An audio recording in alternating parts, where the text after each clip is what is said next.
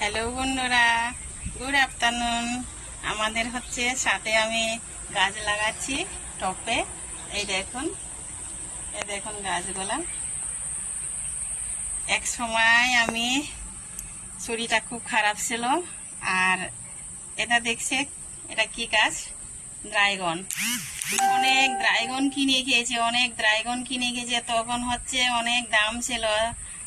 ড্রাইগনের হচ্ছে প্রচুর দাম, একটা শক্ত করে নিলেই 50 টাকা, আর একটু বড় নিলেই 100 টাকা 150 টাকা ড্রাইগনের দাম। ড্রাইগন কিনে কিনে খেয়ে খেয়ে শরীরটা সুস্থ করলাম।